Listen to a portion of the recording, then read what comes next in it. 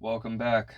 We're going to continue on with section 1.1.2, the ordered harmony of the unseen realm, the first beings and their responsibilities. A realm formed in perfect alignment. When Yahuwah began establishing the unseen realm, he did not populate it haphazardly or in random waves of creation. The beings who populated the shamaym were the firstborn of creation. The earliest writings and 𐤄𤄅, the prophetic visions, revealed that the 𝐤𝐄𝐄𝐅𝐿, the messengers, the first created intelligences, were brought forth in an ordered assembly. The unseen realm existed as a breathtaking display of harmonious order. Every being, every rank, every sound, and every motion flowed in complete unity with the will of Yahuwah. Nothing in this realm was accidental, nothing was chaotic, nothing was misaligned. A realm of life preceding the physical cosmos, structured, radiant, alive with purpose. The ancient testimony affirms that this realm existed in full esteem before the foundation of the erupts were established.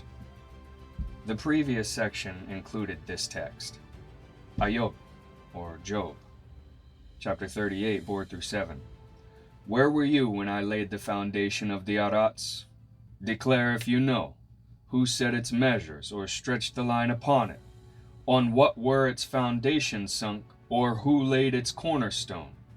When the morning stars sang together, and the sons of 𝐤𝐿𝐿 shouted for gladness. Here we see plurality of divine beings, a joyful participation in creation, and we see a pre-existing assembly before physical matter was shaped.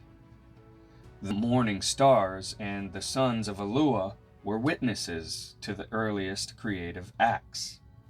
They were present. They rejoiced.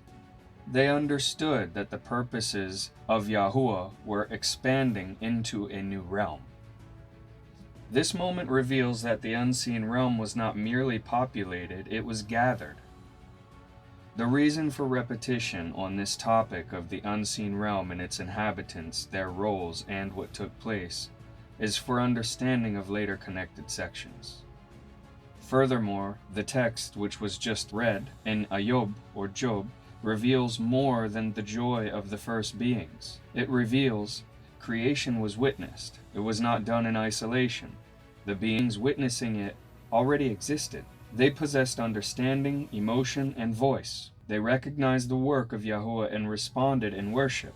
It is important to understand before humanity, before Adán, or Eden, before time as we perceive it, there was song, there was light, there was intelligence, there was order. Every being created by Yahuwah was given a specific role within the cosmic design. Nothing in the original order was random. Nothing lacked purpose. Every office, every function, every task reflected the wisdom of the Creator. The throne at the center of all realms. In this elder realm, the throne of Yahuwah stood as an absolute center of all authority. Unlike the thrones of the erupts, this throne was not a symbol. It was a source, the seat from which all existence flowed, the place where decree, judgment, and barakah originated. Around this throne stood Kadash Mala'akim, or messengers, radiant beings whose entire existence was formed for the purpose of serving in the presence of Yahuwah. �𝐿𝐿, or Enoch, who was taken into visions which few men have ever seen, describes this realm. 𝐤𝐿𝐿, chapter 14, verses 8-20. I saw a lofty throne, and its appearance was like crystal, and streams of fire flowed from beneath it. The great esteemed one sat upon it, and his garment was brighter than the sun. Flame rose all around him, and the shamaym, watchers, stood in attendance, unable to look upon his face because of the radiance. This reveals the majesty of the throne of Yahuwah, living flames and radiant beings surrounding him. Shamaym, or watchers, who stand in reverent attendance, and it reveals a realm structured around proximity to his presence. This is no metaphor. It is a living reign, hierarchical, purposeful, filled with movement and devotion. The hierarchy of the unseen order. The unseen realm was structured with layers of authority. Before one being rebelled, each order operated flawlessly within the boundaries of Yahuwah, within the boundaries that he established. The unseen realm operated under a complex, meticulously designed hierarchy. Every being had a position, a function, and a sphere of influence. The hierarchy included thrones, representing judgment and deliberation, dominions, overseeing realms and functions of creation, principalities, governing regions and domains, authorities, executing decrees across shamaym and erupts, shamaym, or watchers, guardians of creation's fixed order, the luminaries, in other words, the sun and the moon and the stars, the mala'akim, or messengers, bearers of revelation, warning, and instruction. These ranks were not titles of prestige, but positions of responsibility. They are not poetic categories, they are governmental offices. Colosseum, or Colossians, chapter 1, verse 16. For in him all things were created, what is in the shamaym, and what is upon the erupts, visible and invisible, whether thrones or dominions or rulers or authorities, all was created through him and for him. The unseen hierarchy existed for stewardship, not self-exaltation. Every being understood the boundaries of their domain, the nature of their authority, the order of the court of the shamaym, and the purpose for which they were fashioned. Their obedience was willing, joyful, and unwavering. The book of Daniel displays this hierarchy structure very clearly in Hadabar, or the Word. Daniel, chapter 10, verses 12 and 13. From the first day you set your heart to understand, your words were heard, and I have come because of your words. But the prince of the kingdom of Paras stood against me for 21 yamim, or days, and Mikael, which is Michael, one of the Rosh chief heads, came to visit me. This text shows regional spiritual rulers, like Prince of Paras, hierarchy among the mala'akim, or messengers, the statement, one of the chief heads, the conflict of the unseen realm, and it also shows the delegated authority. Another witness confirms the hierarchy.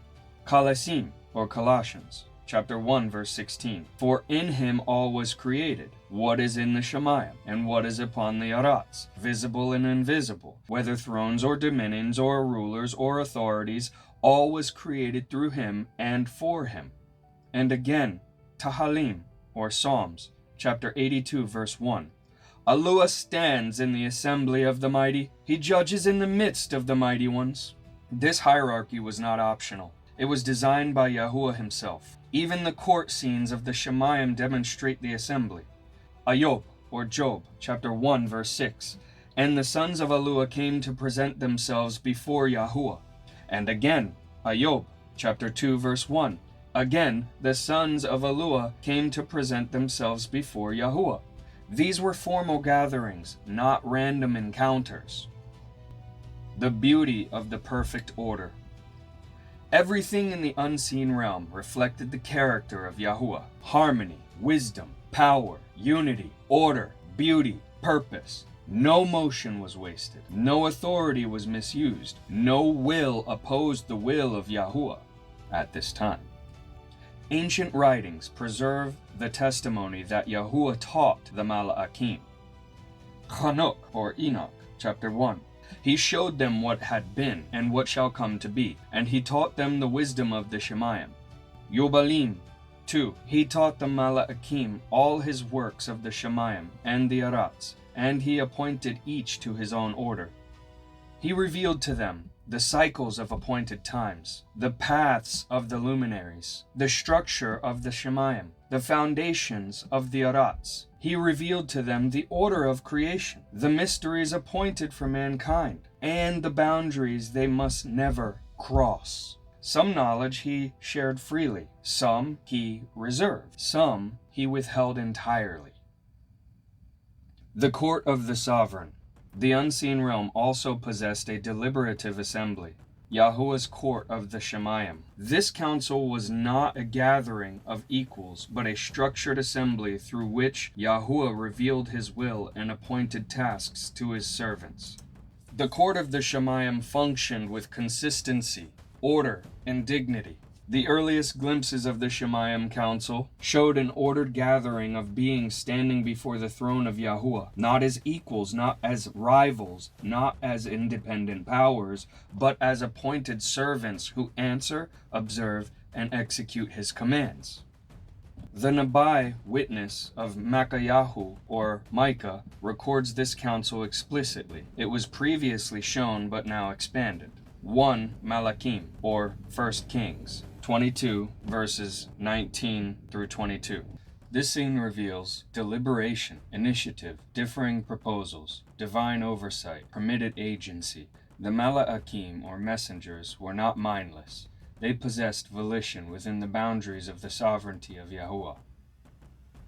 Beings of rank and radiance. 𤤄𤄅's writings offer glimpses of early formations of the Malachim orders, great ones, burning ones, watchers, and ruling intelligences who moved in unison like lightning across the expanse of the Shamayim.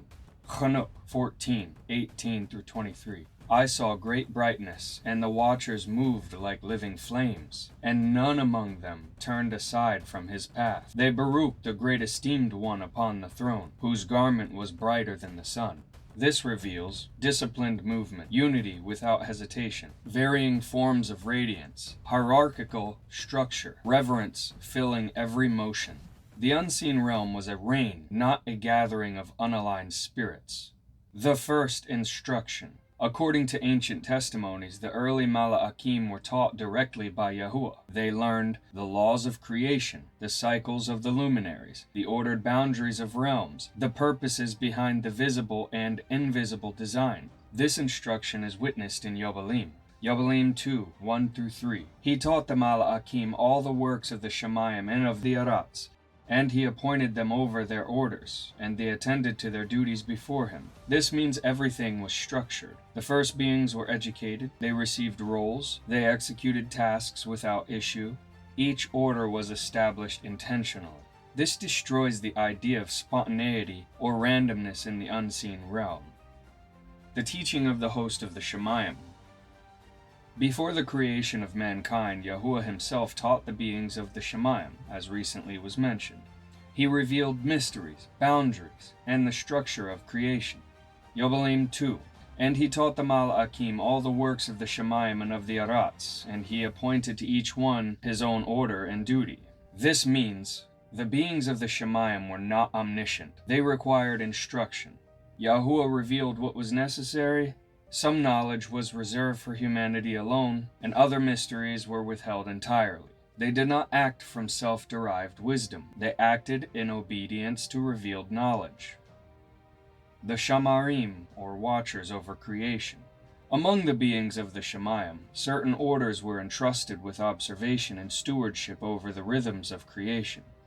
These were the Shamarim, loyal Kadash guardians who monitored luminaries, the cycles of time, and the boundaries of the natural world. 𤤄𝄅 1.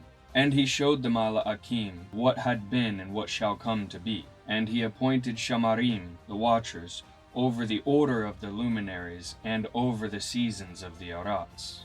From these testimonies we learn creation was not left without guidance. Cosmic order was actively maintained. Shamarim, or watchers, reported their observations to Yahuwah. Each celestial movement had meaning. Nothing in the Shamayim was purposeless or unsupervised. The Shamari, or watcher's role, demonstrated the commitment of Yahuwah to sustaining the universe with precision and care. Malachim, of word and flame. Other beings of the Shamayim served as direct bearers of Hadabar, or the word of Yahuwah.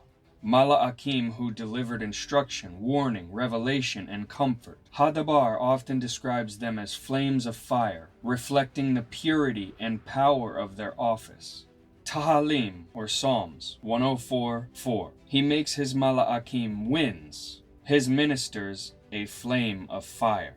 Their responsibilities included proclaiming decrees of Yahuwah, guiding patriarchs, instructing Nabiam or prophets, carrying out judgments, protecting the righteous, executing the will of the throne. No message was delivered without purpose. No appearance was without meaning. Every visitation served a precise function within the unfolding plan of creation. Responsibility, harmony, and the coming test. Every being in the unseen realm knew its role and carried it out with joy. There was no pride, there was no jealousy, there was no rivalry. Each honored Yahuwah by serving within the sphere he was appointed. They learned, they worshipped, they executed Dabaru, which is his word, they guarded creation, they ministered before the throne, and they stood in awe of his esteem. But woven into this perfect harmony was an unspoken truth. Responsibility always reveals the heart. Soon, one being, honored above many, would face the test of loyalty that would transform the cosmos. The responsibilities of the shamaym orders set the stage for an event that would divide eternity, a rebellion born not from ignorance but from pride. The roles that once brought harmony would become the battleground on which allegiance was tested. The perfect order was about to be challenged, and the unseen realm would never be the same. The announcement that shook the shamaym. In the midst of this perfect order, a declaration went forth, one that would change the destiny of both realms. Yahuwah announced his intention to create man. Not a being of fire, not a being of light, not a being of the orders of the shamaym, but a creature of dust, filled with his breath, bearing his image, and appointed to rule the erupts. As mentioned in the previous section, this announcement sent ripples through the host of the shamaym. Some rejoiced, some marveled, some worshipped in awe, but one being, exalted in beauty and brilliance and authority, did not rejoice. The rebellion did not erupt instantly. It began as a shadow, a whisper of pride, a seed of jealousy, a quiet defiance of order. Before the unseen realm fractured, before the shamaym fell, before corruption entered creation, there was harmony, there was unity, there was a reign where the will of Yahuwah was done perfectly. This was the world before corruption. This was the unseen reign before the fall. This was the supernatural world into which humanity would one day be born. The first fall. The ancient Nabiam, or prophets, reveal the nature of the first fall. Yahazkel, or Ezekiel, 28:12-17. You were the seal of completeness, perfect in your ways from the day you were created, until unrighteousness was found in you. Yeshayahu, or Isaiah, 14:12-15. How you have fallen, enlightened one! You said in your heart, I will ascend, I will raise my throne above the stars of Alua. He despised humanity's destiny. He envied Adam's authority, and he rejected the design of Yahuwah. And with him, corruption began. This concludes section 1.1.2, the ordered harmony of the unseen realm, and proceeds into section 1.1.3, the first movements toward rebellion.